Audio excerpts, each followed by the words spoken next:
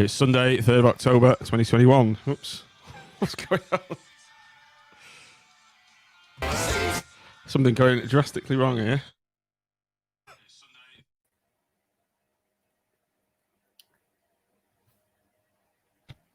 All again, no idea. Worst intro ever. No, I don't know about that one. What was happening there? Let's get us all in view.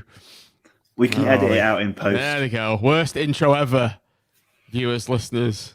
What was happening there? I had the YouTube going in another tab and I could hear myself and it threw me. But welcome everybody to the Seasiders podcast match reaction show on a Monday evening. It's better than Songs of Praise. I put that out on a tweet, and the Songs of Praise official account on Twitter begged to differ, didn't it, Sean?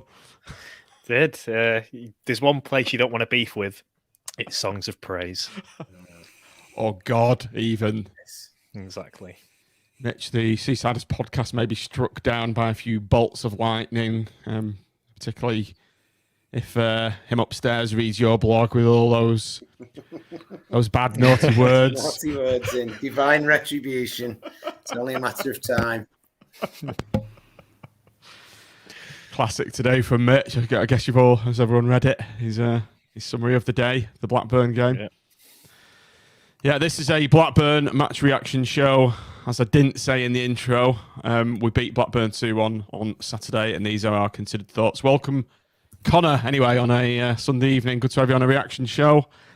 Is this your first time on a reaction? I'm trying to think. It is, yeah. This is my reaction show debut. I figured with Sean here as well, I was safe enough to kind of come and bring the stats, we'll come with safety in numbers.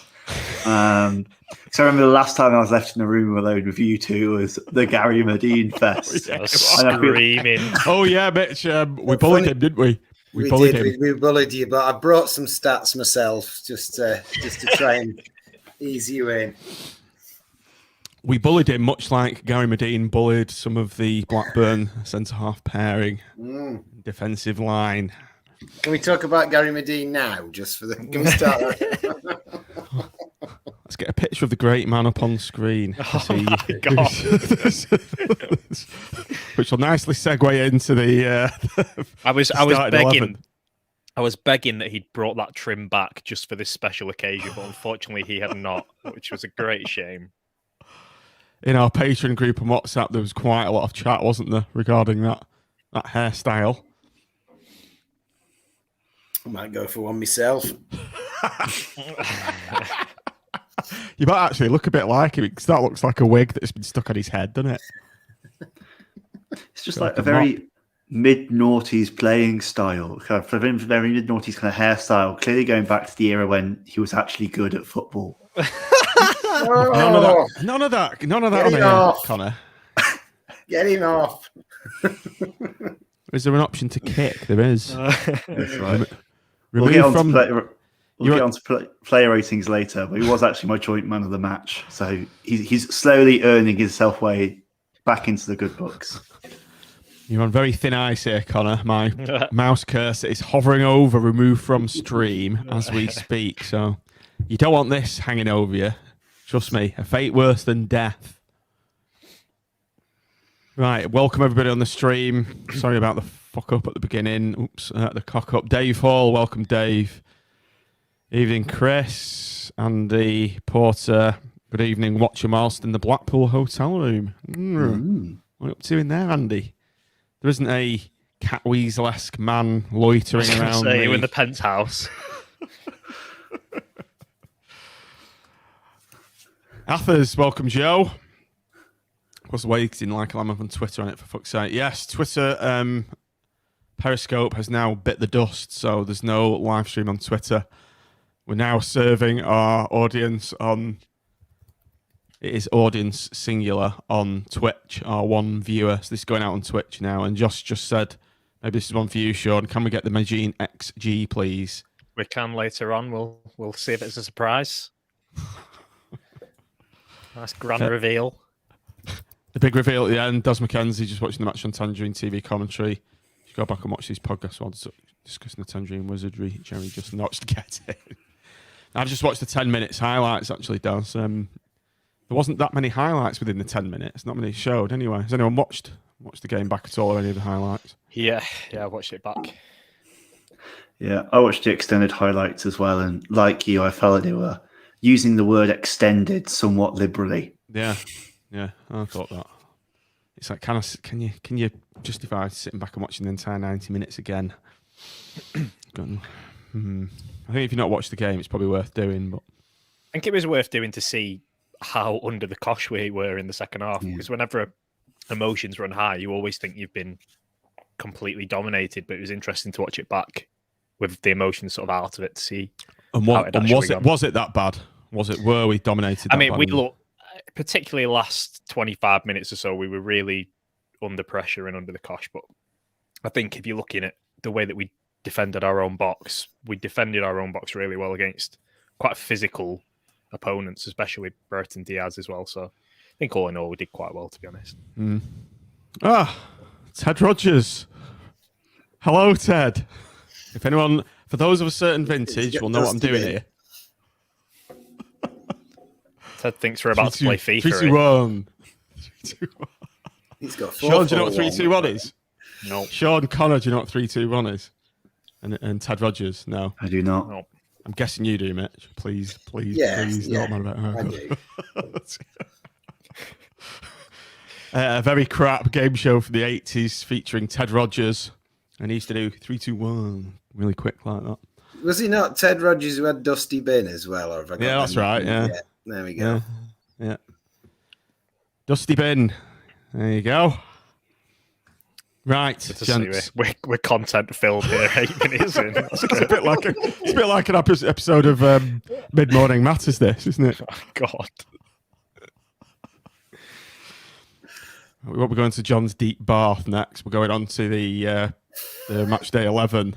So this was the lineup that Mr. Critch chucked out. It was Maxwell, Sterling, Keogh, Ekpiteta, Garbutt, Wintle, Dougal, Bowler, Anderson, Lavery, and Mitch. There he is, the main man, number 14, Gary Madine, quite rightly in the starting 11.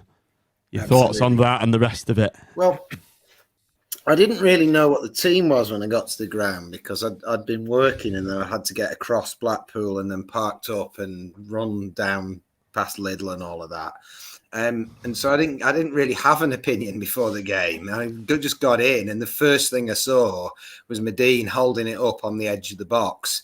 And I was very happy to see him. And I think, had I known what the team was, I would have been pretty pleased with this because I've been saying for a couple of weeks, I think John Jules needs to have a little rest. And I think Madine and Lavery is probably my preferred front two.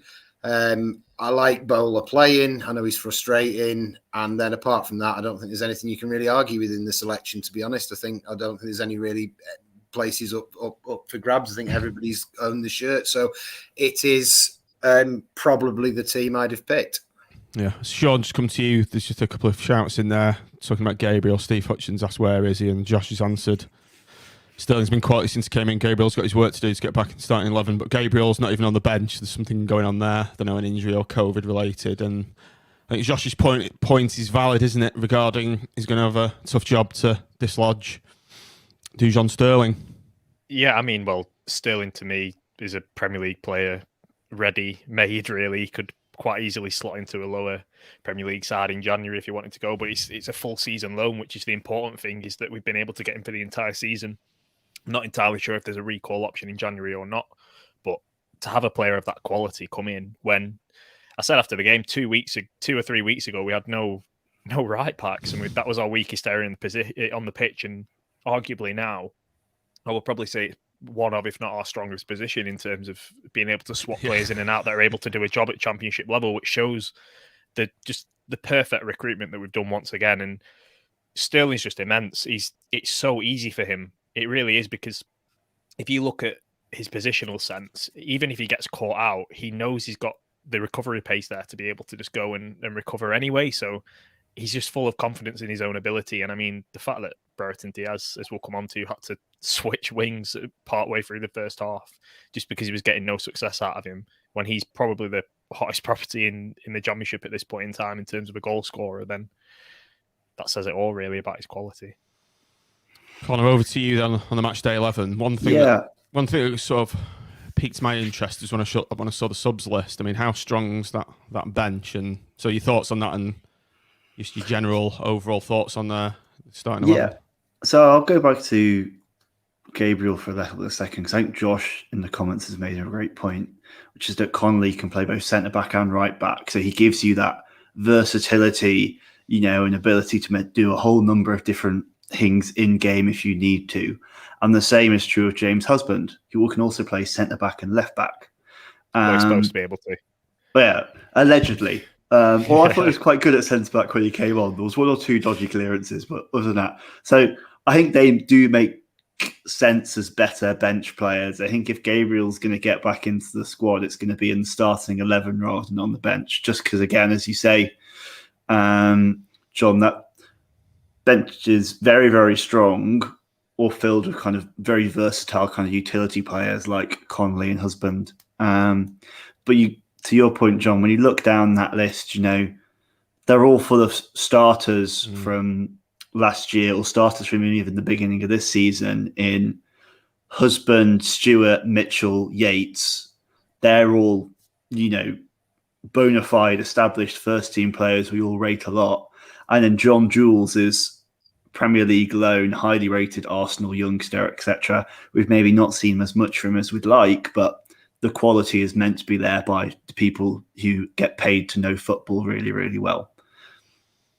Yeah, so it bodes well and for the season, looking at the strength of that squad, and it boded well, Mitch, the first half performance. So we're going to come to our Seaside 7 now, which is our 7 main topics or highlighted points within the actual game itself. So you've put first half performance absolutely outstanding. Second balls won every time. First time in a long time I've seen us dominate a game like that.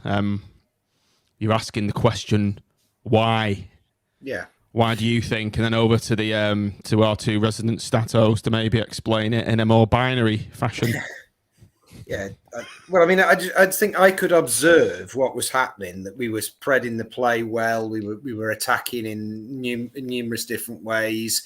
The ball was going through midfield and down the wings in a way that I haven't really seen us manage. But I couldn't really put into words, or I couldn't really work out how we were managing to do that when we don't always manage to do that, if that makes sense. So I'm hoping that Sean O'Connor can talk about heat maps or, acronyms or something that'll enlighten me as to how we managed to do that, other than the obvious that, Wintle passed it well and Bowler ran up and down, which is the level that I'm operating at. My small monkey brain is operating at, as opposed to giant computer brains. Computer brain. Really building us up for some really basic analysis now. I was going to say, I don't know what Connor thinks. Obviously, he'll come on to it, but I thought that, particularly in centre midfield, we seem to be more aggressive in our press, and we seem to be more combative in midfield than we normally are. I think particularly Dougal tends to stand off a half yard and sort of let the play develop before going in, whereas he was a bit more rash and aggressive in his play in terms of constantly being. Clearly, we were needing to win every second ball, and we were doing that and consistently recycling possession in their half, simply from being able to win every second ball. And you saw in the second half, when the tempo started to go a little bit and we were starting to fatigue, when we were losing those second balls, you saw the importance of that and having control of the midfield. So that was the main point, I think, really, was just the intensity of our play in central midfield was completely on another level to what it's been in recent weeks, as far as I'm concerned. Yeah, completely. I'd echo that. We were very, very aggressive. I think we only allowed Blackburn kind of 8 passes on average before we were in there trying to make a tackle or make an interception, etc. That's certainly one of the kind of, when you look at that, certainly some of the most proactive we've been this season in terms of actually trying to shut down their passing sequences. We were very, very aggressive, as Sean says. And I think we were also very, very aggressive in terms of picking our matchups well. They had a kind of young, inexperienced right back whose name was Maglore. I'm probably butchering that pronunciation. And I think basically Keshi Anderson and Luke Garbett just bullied him the entire match. He had a lot of joy down that left side. I think Keshi was involved in both goals. The second goal was a beautiful kind of ball straight down the line from Garbett to Keshi, and I think this poor young right back who kind of got into the team because of some injury worries just didn't know what to do. I was going to say with him, sorry, he's a natural centre half, so it was a case of before the game they were potentially going to put John Buckley in, who was one of their centre mids, in at right back because Ryan Niambi had been injured, who's been really good this season, and also Dara Lenihan was injured as well at centre half, so it was quite a makeshift defence. So without giving them too many allowances, obviously we clearly targeted that right back area in particular, and he looked lost, as you said quite early on. He looked way out of his depth in that position. Tony Mowbray on Radio Lancashire after the game, he did talk about, and he more or less made an admission of he made a mistake in picking him, Mitch, and Keshi really exploited that, and he was involved in both goals, wasn't he? So did you actually see the first goal, or were you late getting in? No, not live. I've seen it. I've seen it back, but I missed the first goal. I heard it, but I didn't see it. So my analysis on that wouldn't be very good. But watching it back on video, I thought it was a beautiful little pass for him. And again, it was just awareness. It was nowhere near as spectacular as he won last week, but it was just real awareness. And he's got this. It's going to be hard to top that for an assist, though, isn't it? Well, it is, yeah. But the vision just to spot straight away that Lavery was in space, and he just knocked it first time, didn't he? And sort of clever little angle. And then the second one, which obviously did see, again, it was what we've talked about in previous weeks about that sort of new wingerliness of him, or wingeriness of him, where he sort of stood his man up, a little bit of skill, and then the beautiful, beautiful ball to Gaz at the back stick. And I think I was reading a little bit online about the quality of his passing. And I think it's being criticised. And I think it's a fair point that some of his more mundane play, he can be a bit sloppy, but his actual play in the key moments in what's that phrase that people use now? Clutch moments, I think they use, don't they? Like the real key moments when the ball needs threading this year has been absolutely superb. And again, he was right there, right there on those key moments. And that was my big doubt about him. I keep saying I had doubts. My big doubt about him was he didn't actually set any goals up last year. And this year, he set a lot up. He's directly influencing games. So, yeah, I thought he was very good again. The goal itself, Sean, the first goal, I noticed Lavery he had very quick feet, shifting the ball from one foot to the other. And he hit it with his left. I'm just trying to scratch my head. What foot is he? Is he strongest foot, or is he just right-footed? I think generally he's kind of just both-footed, and he's very nimble as a player. So I think the thing that impressed me the most was the way that he very quickly dragged away from the defender, like when he was pulling out for that run, so to make the space for Keshi to make the pass. He was actually facing the other way, and then very quickly turned in behind and opened up that space. And within a split second, he's got 2 yards gap to work with, and he's got a ball threaded through to him. And that's where Keshi comes alive off of people's quick movement, because he's so good at reading the game. He's very quickly can just thread that incisive pass through. Keshi had the most key passes in the game. Again, it's kind of a common theme in recent weeks. He had 3 key passes. But Lavery's finish, obviously, it came off a massive deflection, but it was heading for that corner, and it seems to be a common theme with him now that he's. I think the important thing for me was that it was his first real chance, and he bagged it, because it was becoming a theme where he probably needs 2 or 3 chances before he scores, but because he creates so many, that's okay. But in this game, we created, in terms of clear-cut chances, not as many as we would have liked with the domination that we had. So him putting that away in such an early time in the game was really vital for him. Yeah, and unfortunately, Connery's gone down on, was it about 19 minutes? And normally you'd be, obviously it was a bit gutting to see him go off given the rich vein of form, but he's in. But what a player to come on in Jerry Yates, kind of like for like type of player, and what an introduction from Jezza. It's just fantastic. If you can replace Lavery with Jerry Yates, you're in a great spot. And fair play to Blackpool for their squad building. They know this type of profile of striker they like. They've got 2 very high quality strikers in that mould, and both performing, at least in that game, very, very well. I was disappointed, obviously, to see Lavery come off. I was disappointed we didn't get a foul for it either. Like, I don't think they caused his hamstring injury. I think that's incidental. But he definitely got an elbow to the face as he went down. There was definitely a bit of roughness there. I think we were unfortunate not to get that. Yates came on very, very quickly. It seemed like medical staff instantly knew probably Lavery wasn't going to be able to come on.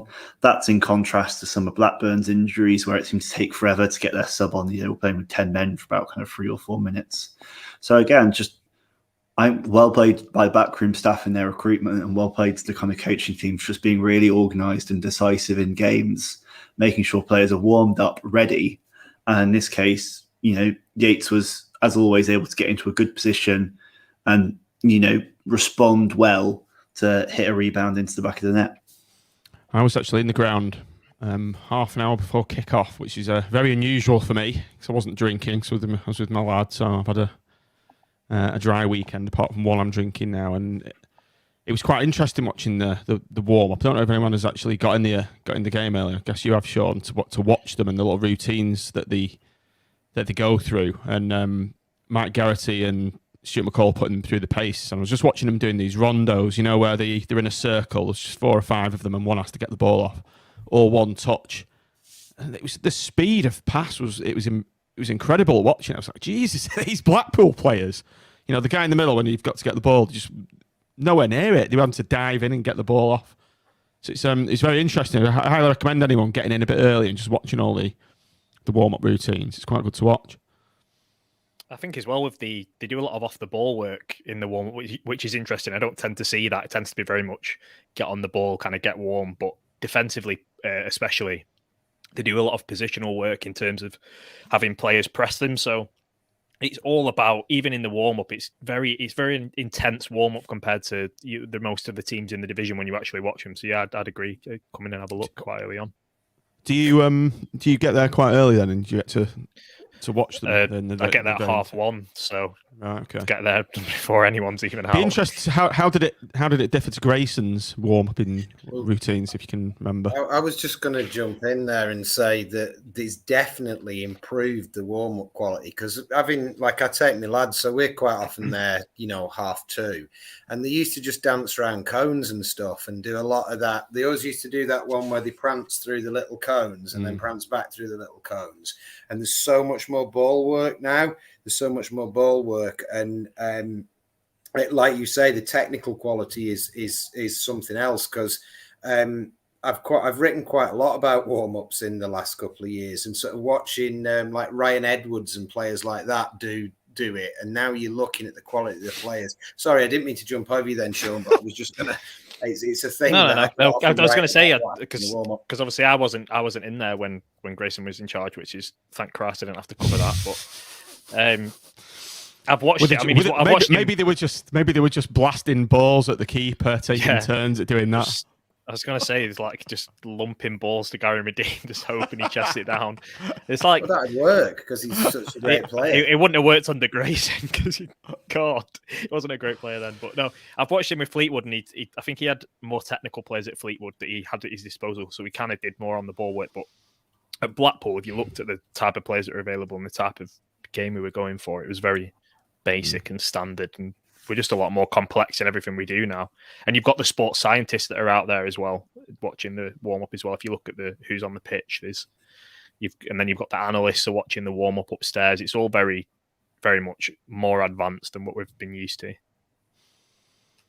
All good to see. What a difference, from a few years ago. So the goal itself, Mitch, Gaz Madine majestically leaping like a salmon at the back post. Like you see, beautifully flighted cross from Keshi. You thought there's only one result here, but the keeper somehow got a hand to it. It's from behind the stand that you sit in. So, A, did you think he was going to score? And B, how good was the save? Or is it more kind of... He's going to make this save sound amazing now, isn't he? No, I was bereft because I was going nothing. Go on. I mean, all goals are good, but a Gary goal is special, and I was absolutely bereft. But then, obviously, Jerry popped in. I think it was quite a good save, and I think if I'm absolutely honest, I think Madine, he headed it well, but maybe not quite as perfectly as he could have done. It was a good save from the keeper. But it was a double diving header, and I love diving headers, so I can't be too down. You know, I absolutely love diving headers. They're just Don't see them anymore, do you? You no, don't see them they're anymore, a do you? really underrated pleasure in football because they're actually quite rare, and they're getting rarer. And then we had 2 in one goal, so that mold made up for it. And at the end of the day, I think everybody on earth wants Jerry to score goals, and everybody wants Jerry to succeed. And I think, you know, it's probably simplistic, isn't it? But he gets to play with Madine for about 6 minutes and he scores a goal, and that sort of confidence of playing with, and I'm not joking about Madine here, but that confidence of playing with a target man, somebody who'll do the sort of the rough stuff for you, and somebody who knows your game, and somebody who you've played with really successfully before. Maybe it's just coincidence, but you know, 6 minutes with Gaz and he scored versus whatever 720 minutes with 1 penalty to show for it, and it was a great moment. A mate of mine, just as a quick aside, Connie coming next. A pal of mine from 20 years ago, he almost made it on Blackpool. He was on the youth team, YTX, etc. And I was chatting to him about Ben Burgess once, and I was kind of slagging him off a bit. I said, "Oh, he's donkey, this and that." And he says, "Trust me, if you're a player, you love having a player like Ben Burgess or Madine in your side." Yeah. He says, because sometimes you're under pressure. Sometimes you have to just go along and the big man will make it stick. So the players that all other players love playing with, and as Connor, as Mitch has just said then, Jezza seems to love it, and 6 minutes, you know, first kick of the game, or first head of the game, first time he's touched the ball, it's in the back of the net. So there you go. Completely, and you know, Madine had a fantastic game today. Like, I could see the value in Gary Madine today because his general hold-up play was brilliant. You know, plucking stuff out of the air, keeping his back to the defender, you know, just shielding it well. Support kind of rushed forward, etc. We had a question earlier around what was Madine's XG. It's around 0.3, and that's the only shot of his of any note that I can remember. So, what does that mean? What does that mean? On average, God, that header. On average, that header is going to go in around 30% of the time. And the reason for that is it's such a narrow angle where he's taking the header from, that if the keeper's just positioned correctly, they've just got such a narrow amount of the goal they need to protect that they're normally going to make the save. But I think the great thing about Madine is that his movement in the box before, I know movement isn't something we often associate with Gary Madine, means that he loses his marker. The marker somehow also loses Gary Madine. Like, he's massive. How do you just like forget he's there? Not notice that he's moved. It's probably because he got his hair cut. They didn't. Who's this? They're blinded by it. They're blinded by the radiance. And then, you know, he manages to head it with such power that even though the keeper's there, the keeper's positioned well, and as I say, he's probably going to save it more often than not. He can't help but spill it, and Jerry's got the great reaction to get on the end of it. So, you know, I don't think Madine was more likely to score that than not, but he gets enough power on it that somebody else can sweep up, and that's just Madine all over, I guess, you know, using his big power to sweep up and, you know, put other people into decent positions. Yeah, I said maybe he could have headed it better, but I think what I really meant is he almost headed it too well. It was one of those where if he'd have just slightly headed it into the ground or scuffed it, they always go in, don't they? But he kind of headed it almost perfectly, and yeah. Avert your eyes to this, Athers. I was just about to say this, just to conclude the game. Madine chat. Paul Ladd was blowing out of his arse at full time, collapsed in a heap on the whistle, and gave everything. He certainly did, didn't he? And I think he must have been scheduled to come off after 65. That kind of period. I agree. Yeah, I was going to say because you saw the last 25 minutes he was really struggling with aerial battles, and that's where Ayala got a lot of big success in the last 25 minutes. But I think it does him a bit of an injustice, really, to just say he was that sort of big powerhouse guy. His technical ability and his link-up play is really good. And he's an intelligent footballer. He knows how to he knows how to get other people into space because he's able to hold off a marker and create space for other players. It's not necessarily just the hold-up play. It's when he's able to turn his marker and then he's opening up space for other players in mind, which is what he does. I think just on a separate point with Yates as well, when we were talking about his impact, to be able to just instantly get up to the intensity of our play in that first half is really, really, really good, because you're looking at other players that you would have brought in that position. A lot of players, it'd be very hard for him to get up to speed. You get a bit lost in that, but straight away, he was performing the Lavery role really well. He had 3 successful tackles in the game, which shows that he was winning the ball high up in dangerous positions and doing exactly what Lavery had been doing in the early stages. So being able to, as we were saying, Connor was saying before about squad building, just having an instant replacement of the same quality is, for a club like us, we're still on a small budget compared to other clubs in the Championship, is really, really good.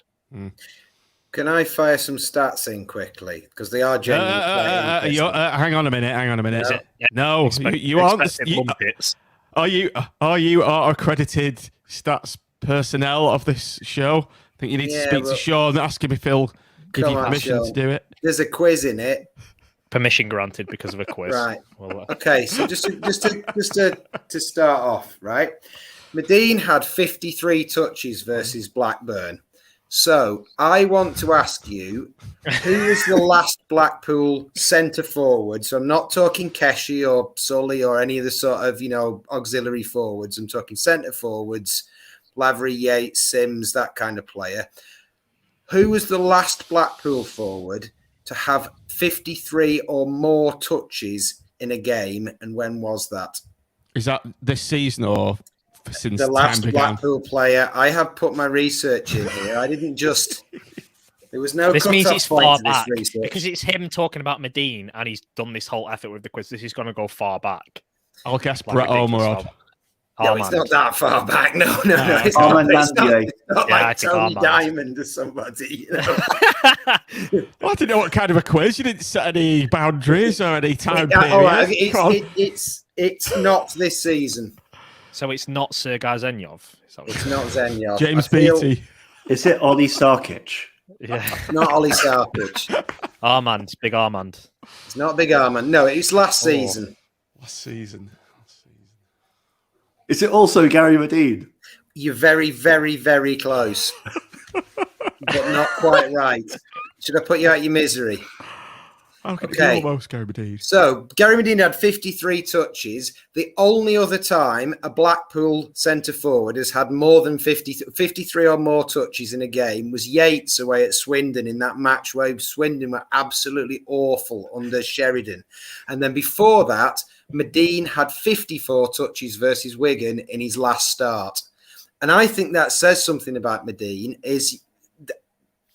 I'm not being anti-XG, but what XG surely relies on is players having the ball sometimes. And I think it tells you something that we really have struggled to have the ball up front. If you look at our stats for the season, literally the number of touches our forwards have had has been very often in the low 20s. Lavery has had a few good games where he's got up to the high 30s, but Madine, 53 touches. One more stat for you, and then we'll move on. Can I just argue that? Wait, hang on. Hang on. Can I just go for arguing's sake against that touches per game? If you see his heat map, he does fall quite deep quite often in the game, and for large spells of the second half, he was coming deep into central midfield to pick up the ball because we weren't able to get it up to him. So a lot of that, a fair few of those touches will be out of desperation. But I do get your point about he's always involved in a game. Yeah, so he's coming deep and touching with his feet, is he? So how is he already the third highest player in our squad in aerial duels won, behind only Marvin and Richard Keogh, despite only playing 218 minutes of football? That's because we don't play it long to other strikers because that's not their game. Well, you say that, Sean. You say that, Sean. But Madine has won 57% of his aerial duels. Our other strikers, our best other striker is actually Jerry with 27%, and Tyrese and Shane have won 21% of their aerial duels. So quite aimless. What can I just say? Sorry, can I just say that in the second half in particular, Madine's aerial duel percentage for this game was actually only 47%. He had 9 successful aerial duels, but he actually lost which over interestingly, half. Sean, Daniel Ayala won 13 aerial duels against him. Interestingly, and when we're playing a long ball into the other strikers, that's not their game, and it's actually quite aimless sometimes. So. Interestingly, Sean, that is the highest number. He still won 9 aerial duels, which is the highest number for a Blackpool player since the 13 won by Gary Madine on the 25th of January against Wigan. And interestingly, Ellis Sims, last season's supposed target man replacement, only actually won 36% of his aerial duels, as opposed to Gary Madine's season-long average of 54. Of course he was a target man. Come on, Sean. Of course he was. The thing is, we just say someone's over 6 foot and they're a target man, essentially. That's how people define target men. I think Mitch makes a really good point around the touches, and his ability to receive the ball high or kind of moderately up the pitch, etc., get to pluck those balls out the air is not something that XG will measure because it's just about shots. What we need to be looking at is the expected threat receiving of Gary Madine. So as soon as the stats companies expand that to the championship, we'll be in money to see how good Gary Madine actually is. I'd like to also say that turntables turn. I'd like to also say that I got in trouble earlier because I was supposed to be doing something in the house, and I had to admit that I was actually searching a database to try and find out when a footballer that my other half had never heard of had headed it more than another footballer she'd never heard of. So sorry, love, I can't base the chicken. I'm just researching how many touches Gary Madine had in the 2017-18 season. You'll have to do it yourself. I'm sorry that you need to go to the hospital, but somebody is wrong on the internet. Exactly.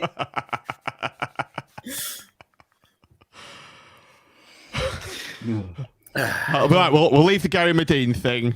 We'll leave it alone now, but I'll just leave it with Jack Butterworth's comment. A big man up top is crucial in the championship.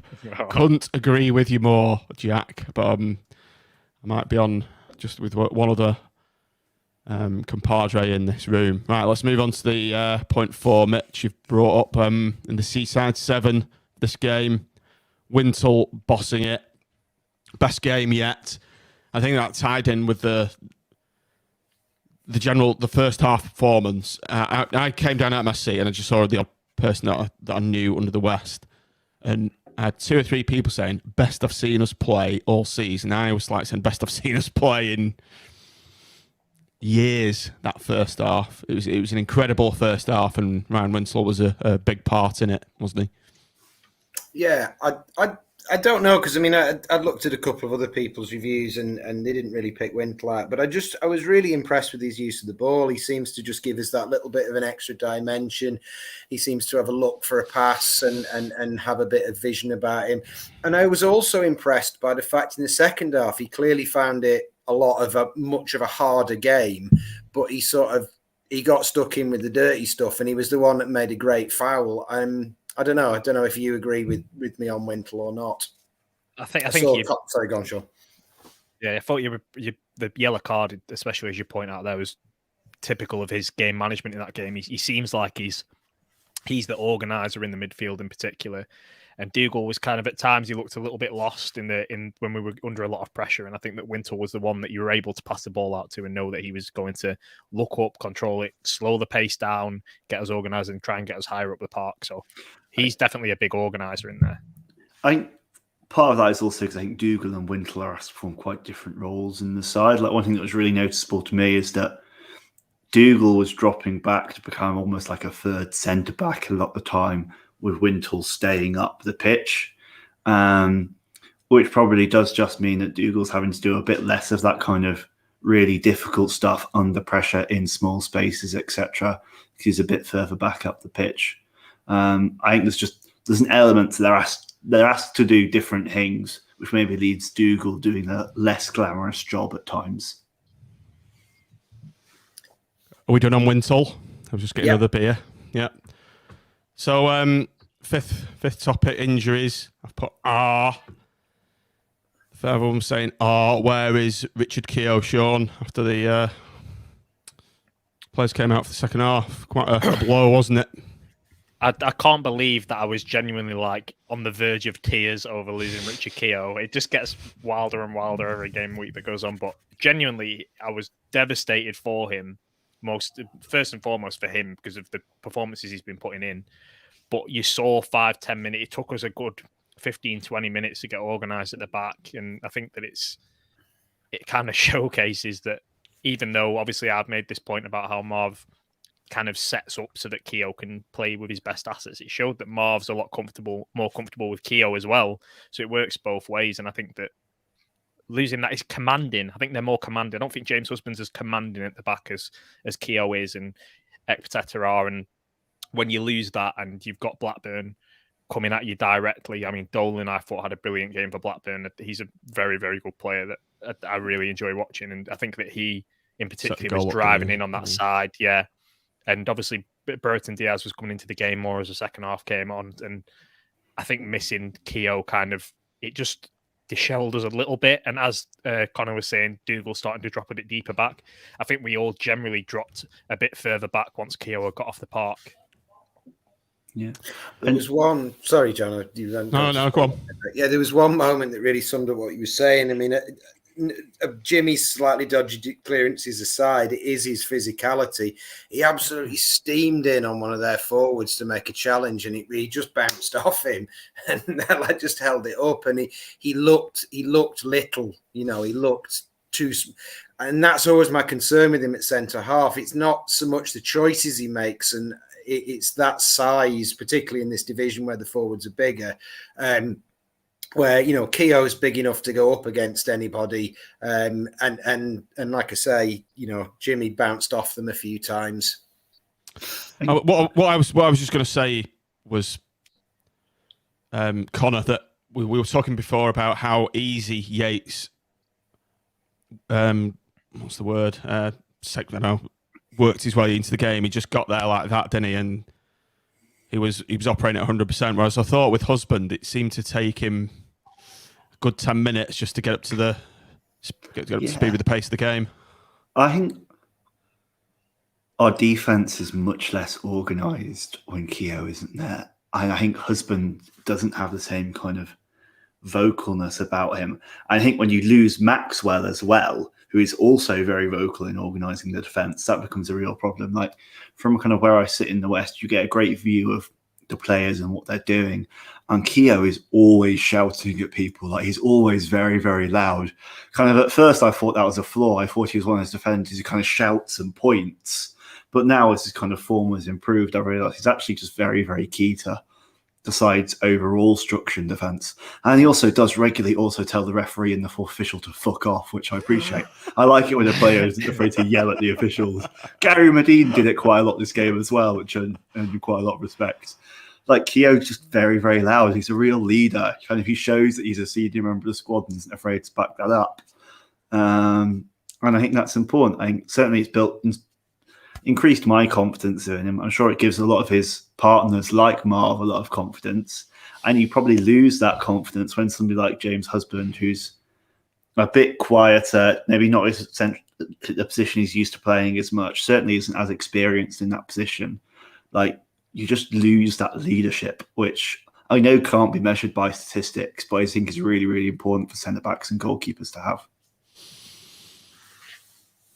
Yeah, that was one thing I was going to say. The goal itself, their goal.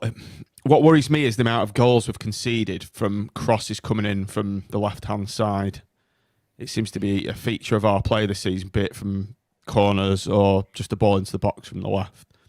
Luke Garbett, Sean, should he got a bit tighter on his man? Has he been exposed again in that position? And the cross itself, could Sterling have done more to I think it's Diaz Sterling, if anything. I think because initially I thought he might have been marginally offside, and I don't know if he was. It looked as if he got just snuck in at the back post behind him. So Sterling should have been more switched on to his marker, and that's the one and only time that Sterling let Diaz even remotely free. And look what happens: he scores a goal, which shows the importance of Sterling's performance. But I think I think it'd be quite harsh to pull out Garbett for that. But generally, as you say, is a consistent theme. He has struggled with that side of the game.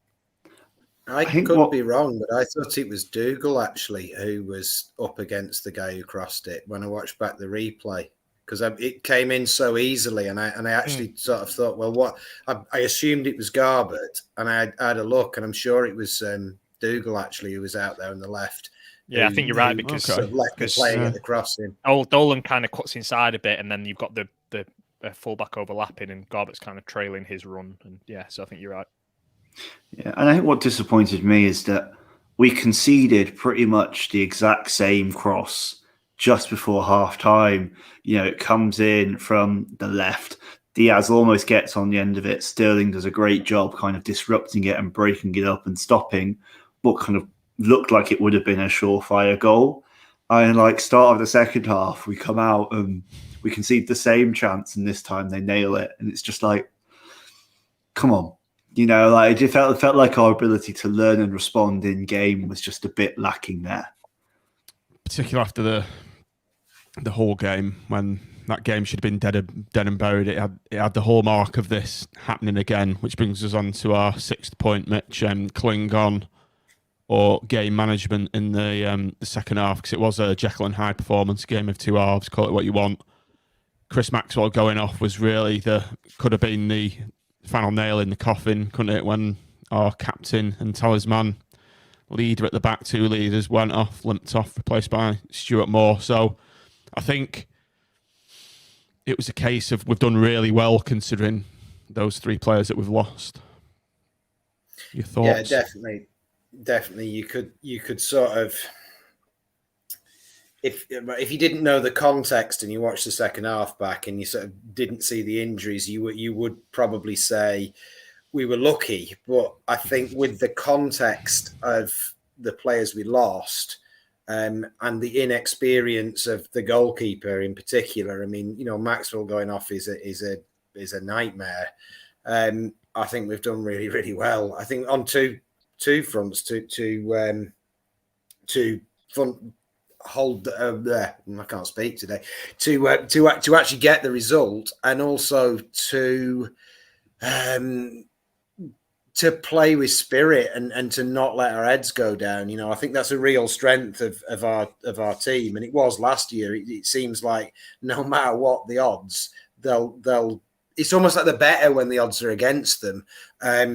It's when we expect them to win that they don't perform, or they sometimes don't perform. So yeah, I think they have to get a lot of credit, even if we were clinging on. I think it's a bit of both. I think they have to get credit for getting through that game relatively unscathed. I think there was only really 2 real chances for them. If you take away the offside goal, I can only think of 2 real chances, which is pretty good, seeing as Blackburn were absolutely battering at us.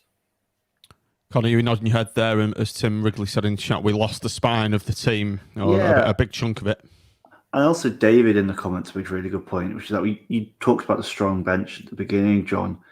We were just never able to use it because we had 3 devastating injuries all before 60 minutes, and that really hurt us later on. I think Keshi began limping around kind of the 70th minute or so. Sterling went down for a period and had to get treatment and come off. In any other game, we'd just change him and we'd bring on Mitchell for Anderson, and we'd be really, really excited. Or we could bring on Connolly in this instance, maybe in future games, Gabriel, and be able to carry on as before. Whereas this time, Josh Bowler in particular had to do a lot more work tracking back. He had to kind of come in centrally because Keshi was limping a bit and couldn't. And it felt like we were having to reinvent that game plan, and Josh Bowler having to kind of adapt in game to a lot of also kind of injuries and fatigue happening because we couldn't make the substitutes we wanted. And that's just, I think, fair play to the squad for responding that way. As says, we didn't give them anything. There was no clear-cut chances. And when you're considering that, I think by the end of the game we were actually down 5 key players because we had 2 others who accumulated little knocks. That's just really, really impressive. And you throw in the fact that there's no way on earth that he would have wanted to play Madine for 90 minutes because he hasn't played 90 minutes since January. There's no way that was the plan to keep him on. So you've got 2 injured players plus a knackered Gaz. That's it is what it is. And as the game kind of petered out, we were all predicting the people who we were sat around with how many minutes of injury time we're gonna have on, and we all said 8, and it came up 8. And when you saw that 8 go up, Sean, were you worried at all? And also in your little piece here, let's talk about the save from Stuart Moore from Diaz's looping header I think it was Diaz in the final 2 minutes. What a save! Wasn't it? Was it? So back pedaling, and a couple of people I spoke to afterwards, they kind of mirrored what I was saying. It's like I don't think Maxwell would have got to that because he's physically not as big as Moore, is he? And he was at full stretch to tip it over. He's going behind him, and what a save though!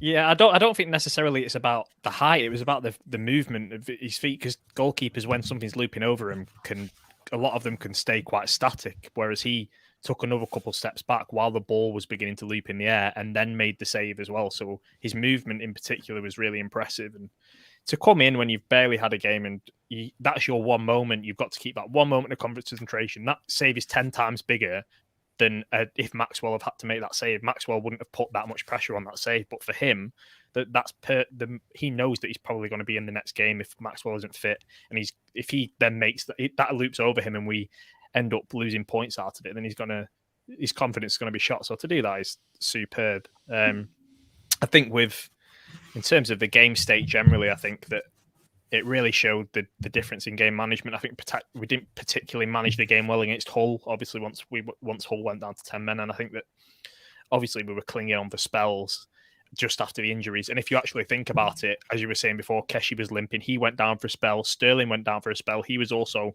not. I saw him struggling and sort of holding his leg at points. So we essentially had 5 players injured in one game, which just doesn't happen. And we were so adaptable in the game. We just every 5 minutes or so, you saw us a little positional switch or a little tweak in the way that we were playing. And come the 75th, 80th minute, I think, even though it was so nervy in those last minutes, and I mean, I was about on the verge of keeling over at that point, because I just knew what was going to come. If the equaliser went in, I'd have been left for dead in the stands, just a rotting carcass. But I think that I kind of, as much as I was nervous, it kind of got to the point where they're just doing the same things. I think they're starting to run out of ideas generally in their attacking play, because we were defending the box so well. And when Madine started going into the corner flag and doing what he does best, then I was like, well, this is us sorted, really.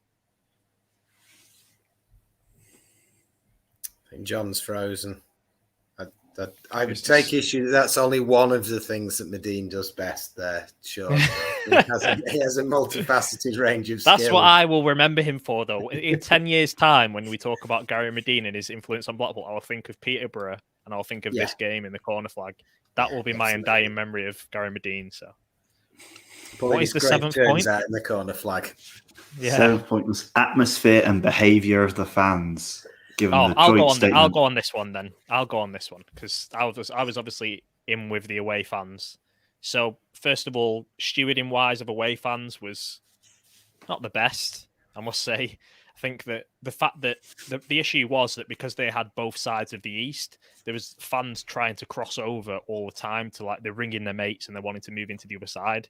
And obviously when tickets are allocated, they're trying to keep people in their seats. But it got to a point just before kickoff where there was essentially, I was on the left-hand side, so I was South Armfield stand side of the east in the middle, and it was essentially the entire stairwell was just crowded full of fans. So the left side was completely overcrowded, particularly towards the back. Whereas then on the right-hand side, there was a load of empty space, and it was kind of like, they might as well just start letting people through at this point. But to cross over, you've got to go through the press box or go through the gated area, so they weren't able to do it. So I think in that sense, it wasn't really stewarded particularly well, to be honest, in that. And I think that any disorder came from the Rovers fans, whether it was throwing flares onto the pitch or whether it was generally just throwing things or being aggressive and whatever, your bog standard, what people think is bad fan behaviour. They were the ones that were most unrest, particularly in the first half, obviously, with the performance doesn't help as well. So if anyone's got anyone to blame, it's the Rovers fans. I thought our fans were impeccable, to be honest. And we did well not to rise to the moment, because that could have got a lot worse. When they threw the flare on the pitch, we didn't rise to it. We just cracked on. We were enjoying ourselves in the North Stand. And that's the best way to do it. And if that doesn't send a message to the police force and to the club that they know exactly what they're doing and they're capable of self-policing that stand themselves at the best of times. And perhaps maybe if the police made better use of their facilities and CCTV, then they would have rooted out these 10 or so troublemakers 3 weeks ago rather than pinning it on the entire fan base. Because I don't exactly know what the football club is paying the bill for to the police at this point if they're not actually going to do their jobs at the games. That's my 2 cents on it anyway. So thanks to PlusNet, I missed the first minute of that. What were you just talking about there? The atmosphere and then Sean led us on kind of a review of the Blackburn fans' behaviour, but I think there's also a more positive point around the Blackpool fans just being excellent, fine voices always, etc. I think it was Mitch. It was one of those. It was in an atmosphere like we've not experienced for quite some time at Bloomfield Road. It was. It was superb. But I think we've had. I think actually we've had some really good atmospheres. And I suppose I'm maybe mixing away games as well. There's been some great experiences this year, but I think it was the pure tension of it that gave it a different edge. It was, it wasn't like one of those, wonderful celebratory atmospheres. Like Wembley was an incredibly special experience, and some of the away games this year have been incredibly special experience. But it's a long time since I've felt that tense at Bloomfield Road. And I think, again, what was fantastic was that thing that we've had from away games that we've talked about a few times is the sort of unequivocal support of the fans. It was unequivocal at home. And I think that was really nice because it does frankly piss me off when you're at a game at home and it's kind of more of a grumbling atmosphere. There's a mistake. Oh, fucking typical Blackpool. And it's kind of like we need people behind us. And I felt like the whole ground really, really was behind the team.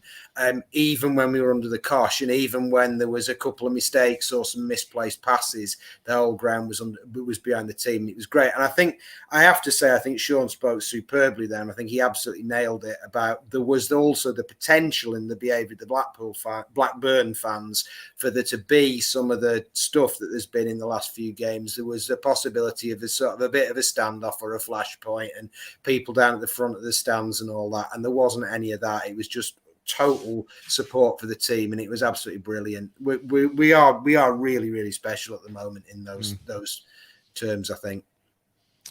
We're just having a couple of interesting points coming in on the comments there. Joe's just said only 200 tickets left for the PNE game, and Chris Harrison said the stadium was a joke, segregating the fans. I was just going to say, can I just say on the segregation side of things? So obviously after the game, I kind of just waited till the Blackburn fans would come out, but I essentially just leave out of their exit at the end of the game. And I was initially going to go and catch my train at South, but that was the only train that was running to Blackburn. So then it kind of didn't work there either because Blackburn fans wanted to catch the train at South Station, and that's kind of the wrong route to take with the police segregation side of things. But also the police kind of took them up Central Drive on like a route down Central Drive, and I don't know where exactly they were taking them, whether they were taking them to the Castle pub perhaps, I'm not sure, but it was kind of like on left side there was their fans and then right side there was some Blackpool fans walking home, and it's quite disjointed the way that the police were running things. I don't think they particularly knew themselves. They closed off a road behind the back of the East, but then were routing them round the same route anyway. And then there was people going off to the right and left. So as much as they say they've organised it and it's changed, I don't really see what infrastructure is in place there. I don't know. I think it's a shambles, to be quite honest. I think that it's very much.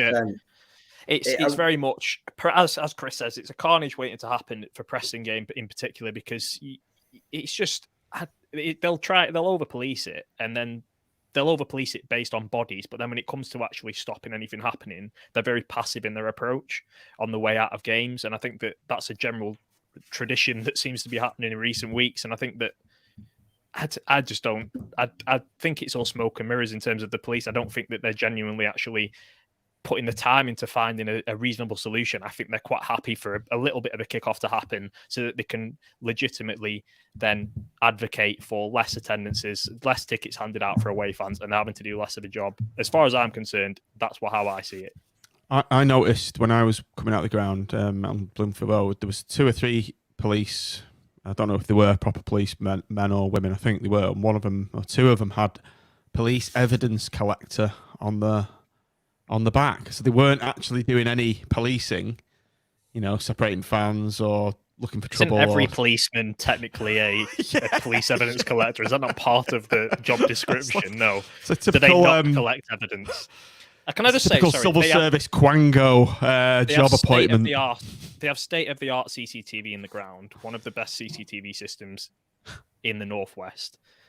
They have tons of handheld cameras at games and things like that. I can't reasonably understand. And the club have state-of-the-art cameras. You see all the fan cams all the time. You're not telling me they couldn't have picked out the troublemakers 2 or 3 weeks ago. As far as I'm concerned, I don't see how that's not a possibility. About the number of Blackburn fans in the ground. Sorry, Mitch, she's coming in a minute. I think it was a decent way that they'd accommodated them in that they'd put those 2 massive tarpaulins over the final 2 rows. I mean, even one of those tarpaulins would do, wouldn't it? For the Preston game. So they've got those 2 rows of the north and of the east, and as long as you manage it well, what's the problem? What is the problem? The atmosphere for me, it was great. It was a proper derby game, wasn't it? And I think it's really going to be diluted by the fact that they've only let in even less than what the south end of the east can hold. It's diabolical. And it's ruining a massive game that we've all looked forward to for God knows how long, lumps on top of COVID. And it's just a load of police that Sean said they just can't be bothered doing the job properly. It's a joke that we can't either have another 1,800 2K Blackpool fans or that even. Let 1,800 2K Preston fans in for the sake of holding people back for 10 minutes. That's an absolute joke. It's ridiculous.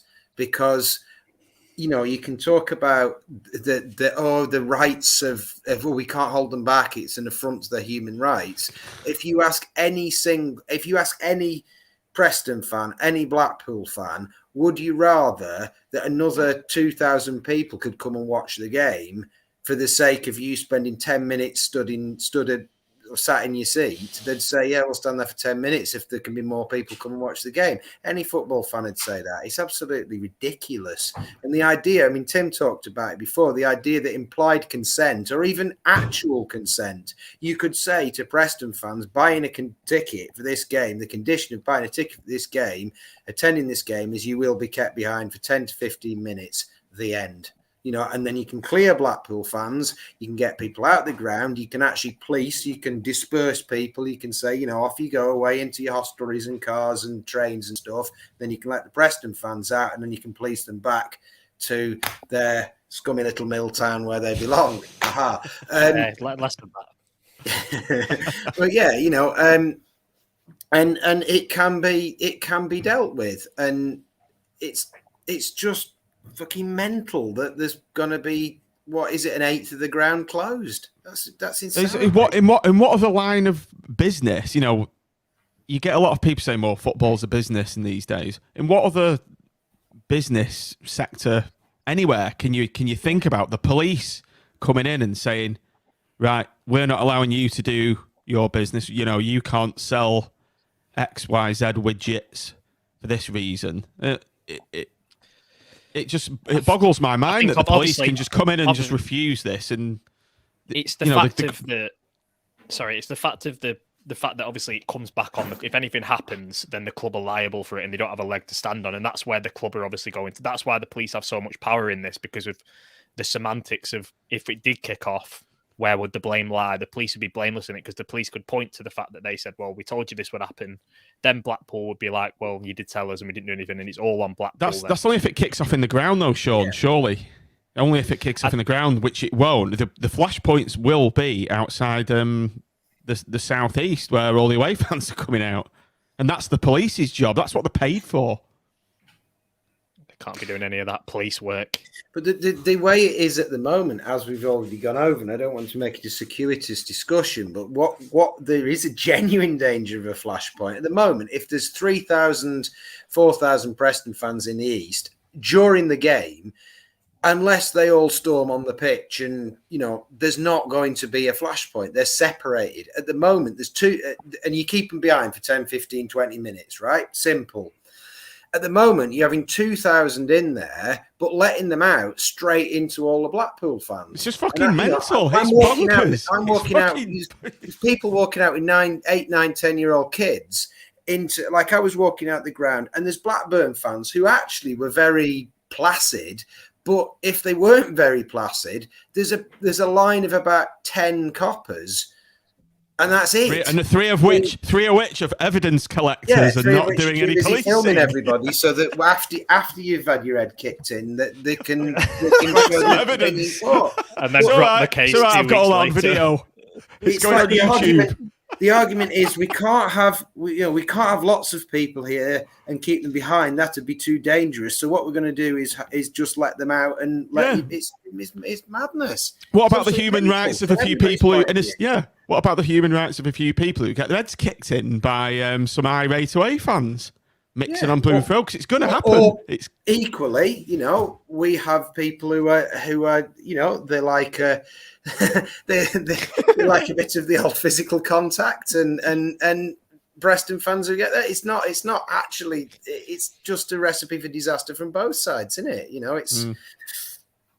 I don't get it at all. So there's Tim's in the chat and he's just mentioned the ground safety officer. Who is this person? Because it seems like his or her name keeps popping up on conversations and articles quite regularly, and it sounds like this person has got a lot to answer for this. Anyone know who he is? I'm pretty sure it's the same one from like the Oyston years. I'm not sure that it's changed. Obviously, when I'm going to go on the website. You keep just a nice tidbit there. I was banned for the Burnley game for posting a picture of a tennis ball. So I had a nice meeting with the ground safety officer for that. So even I'm getting banned at that point, you kind of showed the state that he was in.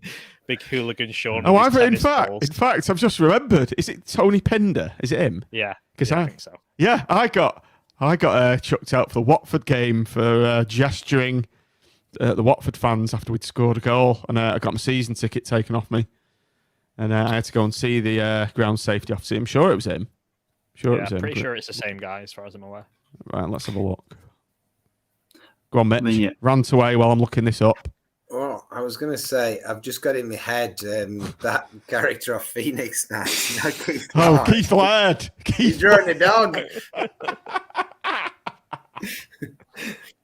Woof. What did he say? Woof. Him, yeah. So I've not had the pleasure of Tony Pinder's company, so... He gave me my season ticket back after I had to go.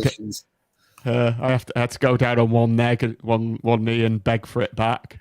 Scott said it's Steve Needham now. It's not Pinder anymore. Okay. So I'm googling him now. That's not really worked, has it? You say to me to carry on talking, but and I think the good old days. We've got lucky in some ways. In the biggest away fan followings we have been probably the two most placid ones, because Barnsley were very civilised around the ground from what I saw, and Blackburn were just, when we were coming out, it was just sort of like people with kids on the shoulders and stuff. And I'm not really aware of there being any trouble. I mean, there might have been that I didn't see, but I'm not really aware of there being any trouble. And I think the concerns are legitimate. I think there's a problem waiting to happen, and I don't know. The other thing that away fans keep saying is, why are you directing us away from the coaches? Because they're confused as to why they're being directed out. Makes sense. It makes sense to me, because where I came out, it was they had that road blocked off, and the gate shut so that then they can take them onto Central Drive or onto. Yeah, it goes up onto Central Drive, but all the coaches are down. I forget what that road is, where the petrol station is. The coaches were parked there, but then they were kind of guiding some one way, guiding some another way. Then they were kind of fans were just walking through this police block anyway. So I don't exactly understand what that was for, whether it was for like a police calendar, like photo shoot they wanted to do in front of the car or something. I don't know what they were doing, because they were stood there, but they weren't blocking anything. It was a blockade for cars, not people. So I don't understand what the point of it was. And I think Tim's made the point that it is about the club not having the final decision, and yeah, but I think it's also that you have to question what the police are doing, don't you? Somebody's got to do that, and I do think it's interesting what Dennis is saying in the chat about have the supporters groups actually made a statement about this? Are the supporters groups contesting this? And then the answer is I don't know. I don't know if this is on the agenda. I think they had a meeting, didn't they? And they sent out a joint statement about fan behaviour, but I'm not sure what else is going on behind the scenes. Get Higgy on here, maybe. Right, I'm sure this will rumble on anyway, gentlemen, but the main takeaway point of this is something's going to happen outside the south east after a game on Bloomfield Road, isn't it? Because it's a flashpoint and it's waiting to happen, and we're all saying it, and they're doing nothing about it, and it needs to be. But at least we'll have it on camera, John, and that's the important thing. And we can say, "I told you so," with a black eye here, cauliflower ear, busted lip. Yeah. But this is the thing: if something kicks off, they will just apply for less away fans next time, and less the time after that, and the time after that, and that's, the club will get blamed, won't it? Yeah, the club will get blamed. It's not going to be a case of us going, "We told you so," because you're not organising. There won't be any blame on that side of things. It will be, well, the fans have caused trouble, so now next time you're only getting 1,600 tickets, and then the next time you're only getting 1,000, and then you're getting none. That's how it works. Steve just said, by all means, lock the northeast gate, but the away fans then have to come out via the north end of the stadium. Yeah, and that makes sense, doesn't it? Then they're not all milling into Bloomfield Road. But they're still letting them out on Bloomfield Road. That makes sense. I made the point elsewhere that I don't know. We've had. I mean, I know that obviously the boycott years caused their own certain policing situations, but by and large, the policing of football matches wasn't really a massive concern for them, apart from the judgment days and things. And then we had a few games. Well, yeah, they've not had to do it for like 5 years. Yeah, few games, most of which were pretty low key. They've had to do it for 7 years. Yeah, most of which were pretty low key. Then we went into COVID.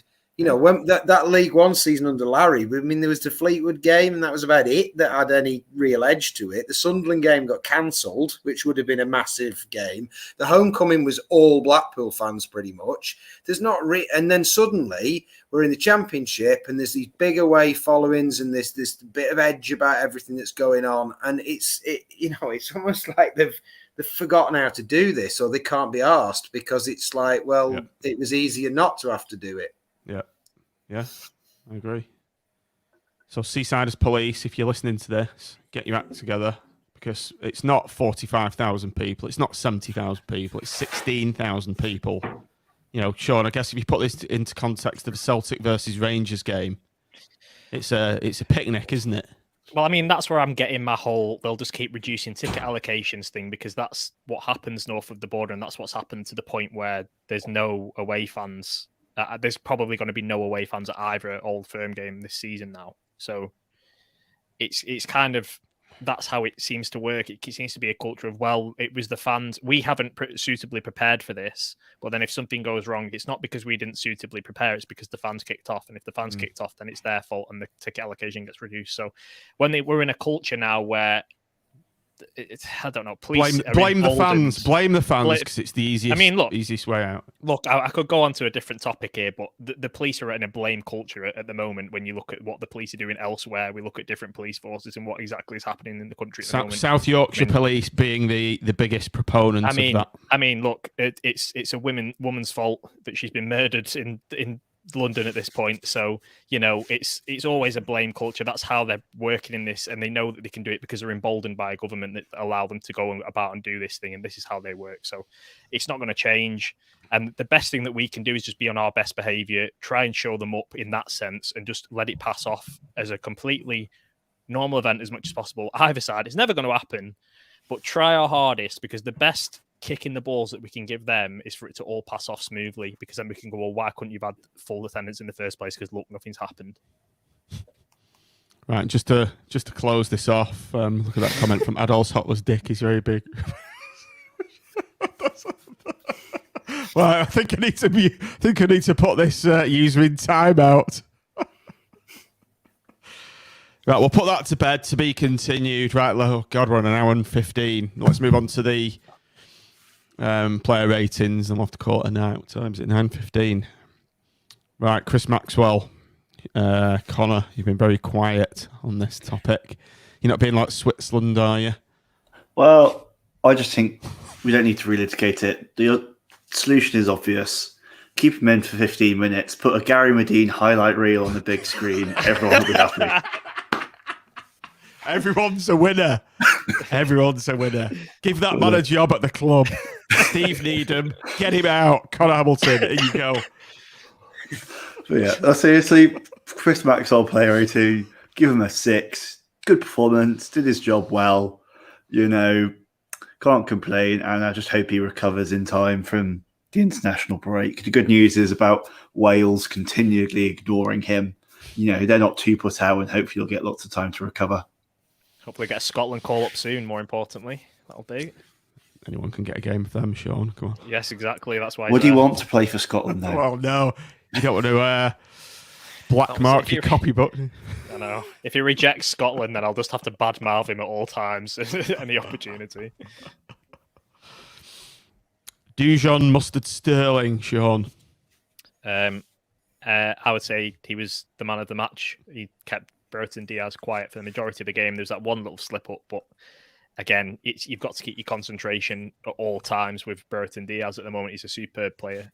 So to be able to keep him quiet, but also be able to compete in an attacking sense and get forward and create opportunities for us down the right, I think he's superb. I think that realistically, he should be playing in the Premier League for me. He should be playing for a Norwich or a team like that right now on loan. He shouldn't be playing for us. So a 9 for me, and I don't think that that'll be the last 9 that he gets.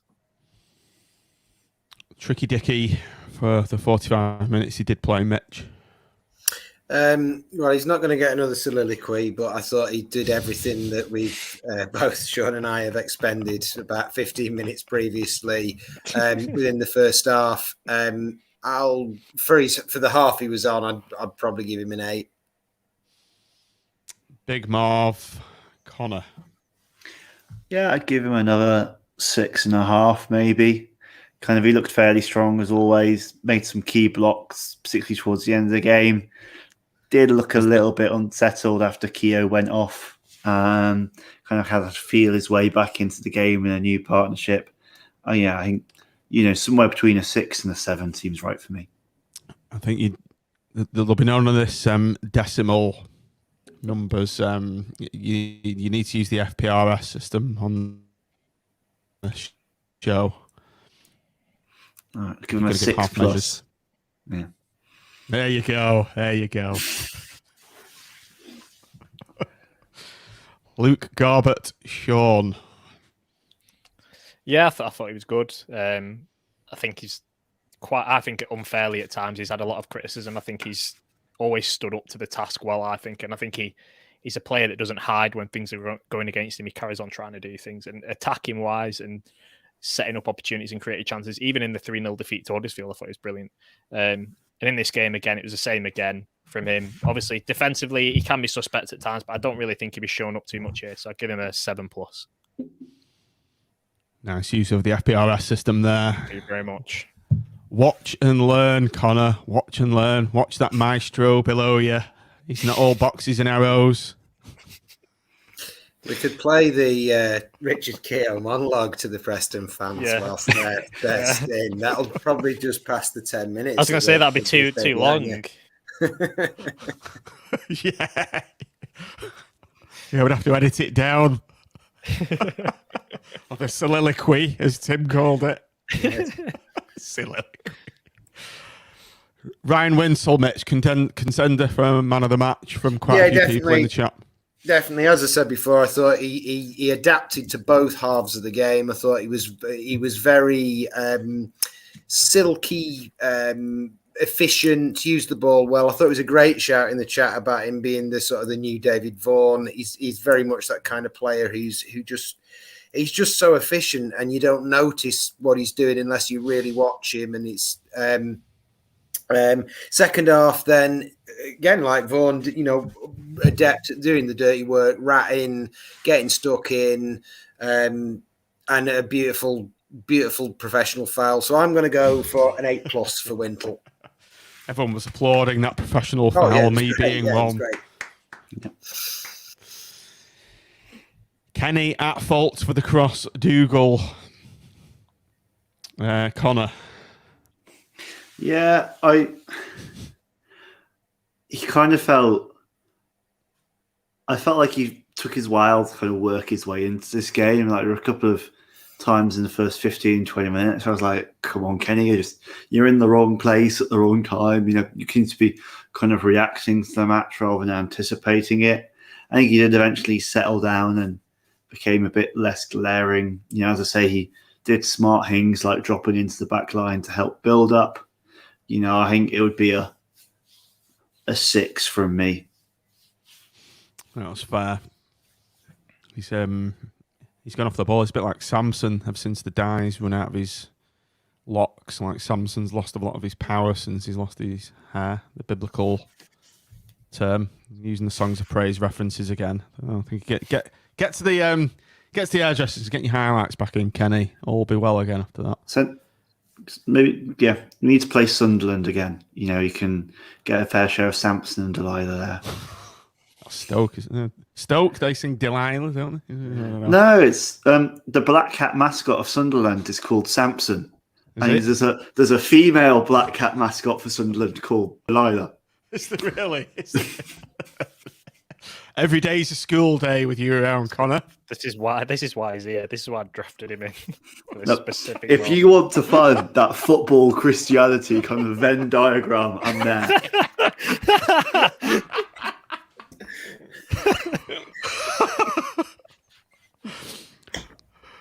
Where does Songs of Praise fit in this Venn diagram? Is that? Why do you think I've never done a reaction show before? It's because I'm watching Songs of Praise.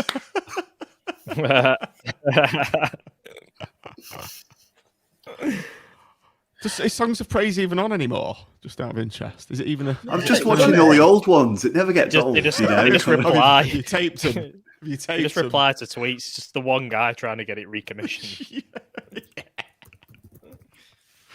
Did you not read your new celebrity friends Twitter timeline, John? Because they actually had tonight's list of worship on. They had the hymns they're going to sing and everything. Did they really? Yeah. For those who don't know what we're on about here, by the way, just go to my Twitter feed and look for the official Songs of Praise reply to something up. So tonight, John, they were doing Lord for the Years, Make Me a Channel of Your Peace, All People That on Earth Do Dwell, and Blessed Assurance, plus Let All the World in Every Corner Sing, Be Still for the Presence of the Lord, Guide Me, O Thou Great Redeemer. That was one we were finishing, obviously, about Gary Madine, wasn't it? Guide Me, O Thou Great Redeemer. Oh, God. We need to... So there we go. We should see out the show with this playing. Right, I'll search out. Guide Me, what's it called? Guide Me, O Thy Great Redeemer. Right. Who are we doing ratings for next? Right, Josh Bowler next. I'll try and find that Josh Bowler, who's next in the rotation. Right, go. I thought he was all right. I mean, I think his decision making is getting better. I think it was less obvious the fact that he only a couple of times he made the wrong decision, I think, going forward, whereas I've really been frustrated watching it because obviously, as we know, and as I said in a piece last week, it's kind of like you just have to bear with that. As frustrating as it is with Josh Bowler getting consistently dispossessed, it's a case of just persisting because you know he's going to pop up with that quality moment, but it didn't really happen in this game. He was dispossessed 4 times. He only got 1 successful dribble, which is the least that he's had this season, so I'll give him a 6. He did do some brilliant time-wasting stuff towards the end of the game, though, which I did really enjoy him doing. You see him kick the ball away and throw the ball away. And stuff. He's like, I can't tackle, but I can do this. Which I like to see that. Plus, he had our only real chance of the second half as well. Yeah. But joking aside, he did take a lot of the pressure off, didn't he, in the second half by getting the ball, running at them, and just having us not on the back foot all the time. Do you know why I was doing that? Because Madine was knackered and couldn't win a header. That's why that was happening. But yeah, and he would pick up the ball in those central areas, and rather than do dumb Josh Bowler Higgs with it, he actually started to make some really smart decisions. Like there was one where he picked up the ball, he kind of drove to the edge of the box, reasonably central, and I was like, he's going to take a shot here. He's going to lose possession, and we're going to go straight back to under the cosh. And there we just kind of put it out wide to, I think, Keshi Anderson, and I think it eventually got to the corner flag, and we wasted a bit of time. And there was a really good sense. I got a really pleasing sense that Josh Bowler is beginning to make better decisions. His decision making is gradually getting better, and I think when Dale gets fit and can eventually compete for that place, that learning curve will even accelerate. So I felt a fair bit of excitement that I feel like Josh Bowler is ironing out those wrinkles in his game. I mean, if that comes and his decision making comes, which if anyone's going to do that is Critchley, then we've got a proper player on our hands, like a proper player. Just learn the final ball, Josh. Just guide me, oh thou great Redeemer. Oh no! Guide me. Just look for Gary's, kind of bleached hair, the beacon of where the ball needs to go. It's like a halo almost, isn't it? Okay. Right, where were we? We've got the next player, which is Keshi Anderson. Wait, who's going? I'm trying to figure out who does Madine. We've got to give Mitch Madine, haven't we? So, all right. Okay. Necessarily. Sean, you do Keshi. Connor, you do Keshi then. Yeah, Keshi had a great game. Vital for both goals. Really strong positional sense of understanding where he needs to be when to pick the ball up in dangerous areas. Fantastic link up with Garbett. Just what a player. What a player. I think he's been a revelation to continue the theme of this evening. Yeah, absolutely. He has been Lionel Keshi has been one of our best players this season. I think he probably deserves a 7+ today. Is that all? Come on, disgraceful. I've only given Sterling and Madine 8s in my ratings, and they were my joint mans of the matches. Hard man to please. Forgive him, O Lord, for he knows not what he does. I'm not giving these ratings out like sweets. A 7+. Even though Keshi is weak but not mighty. Right, Sean, you can have Lavery and Yates combined. One for each half. Well, can we even do Lavery? Yeah, of course we can. He scored. Oh, go on then. Okay. We'll play 20 minutes. They essentially did the exact same role, which was really important. As I said before, the way Yates got quickly up to pace with the game. They were pressing the defence, set the tone quite instantly that we were putting pressure on Tyler McGlaw at right back and then Ayala as well at centre half. And I think generally that intensity is set by Lavery, and then it was latterly set by I can't concentrate. Sorry. Very unprofessional of me. This. I was just laughing at Ted Rogers. Dora Hurd as unsubbed. They both get an 8 from me. I'll change the banner. Hang on. I'll change the banner.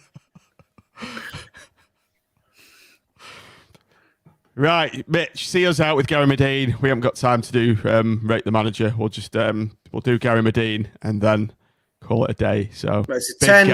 It's a 10 for Critch because he picked Gary Madine.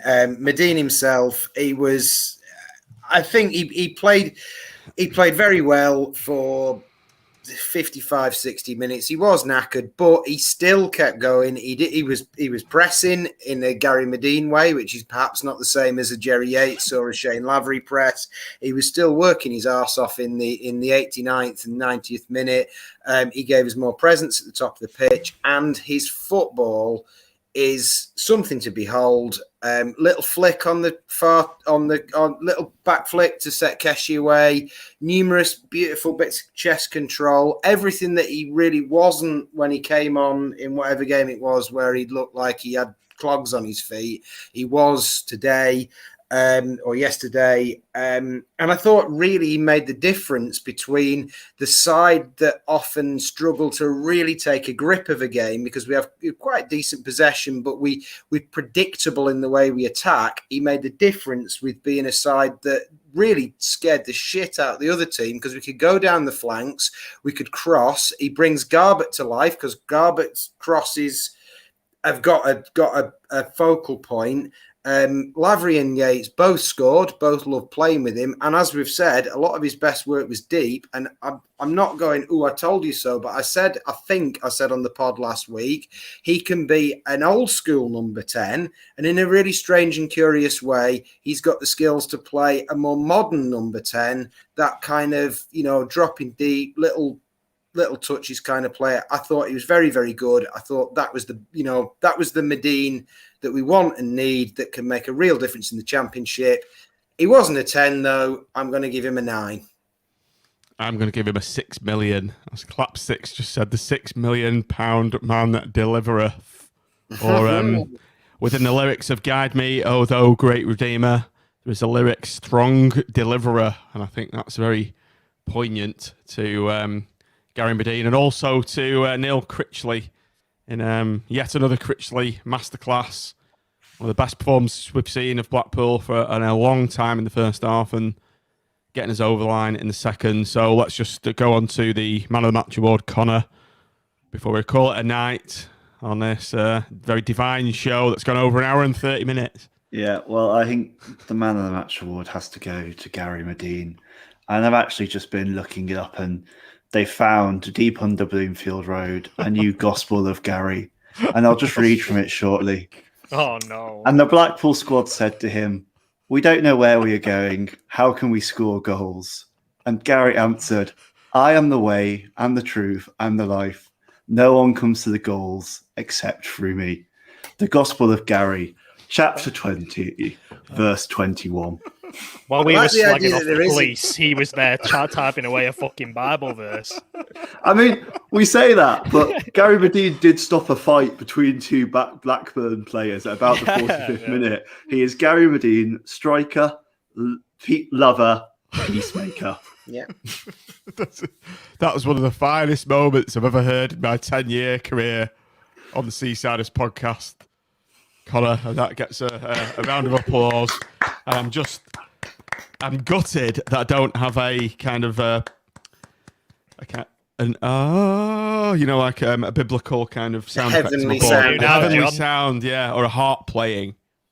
So I'm going to get one for the next show. We have that, John. We have that in our hearts, all of us. We don't need a sound effect.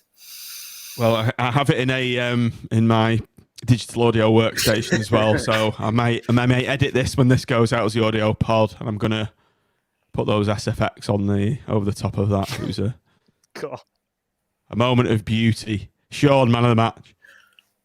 Yeah, so I'm going to give it to Dujon Sterling. Now, look, the Lord has guided me. I will give it to Gary but Dujon Sterling was phenomenal. I just think that if it wasn't for Dujon Sterling, we would not have won that game. And if it was for Gary Madine, we also would not have won that game. So it's a toss of a coin, and the Lord has taken me towards the side of Gary. Gary goals, amen. And praise be to the goals, as Clapstick says. Mitch, Well, that was a soliloquy of your own almost before. well, yes. I'm You inspired. were by trying to Sean. soliloquy our accredited friend here. Well, I would actually agree with Sean. I thought Dujon was great, and I think they're probably equal. But if I give it to Gary, he'll be able to turn it into multiple Man of the Match awards, and they can all share it around, can't they? You know, because he's got that ability. So I'm going to give it to Gaz. What is it? 2 loaves of bread and 5 fish. It's- One man of the match to the whole 25-man squad. The general concept, I think, is he had a little bit of stuff and he turned into a load of stuff That's because it, he was top skills. So Allow 5,000 Preston fans in, keep them at the end a bit, and Gary can do them all a picnic of, bread and fish. Salty. Washed down with a few pints of Stella. Right, on that note, I'm going to play the outro music. I think we've gone on What for. on earth was that? What on earth was that last 90 minutes? It's gone downhill since we did that fucking drink along. Standards dropped. And people said that drink along was just a drunken ramble of nonsense. I think we've outdone ourselves there, gentlemen. Right, we'll call it a night now. 9:30. It's been a great laugh and full of lots of divine inspiration, goals, and Blackburn derby. So thank you very much, gentlemen, for coming on this evening. No worries. That's where you say thanks, John. Yeah. Cheers, John. Thanks for watching, everybody. Thanks for downloading. Please like and subscribe, or if you're watching on YouTube. Said he's up the pool, so Up up the the pool. pool.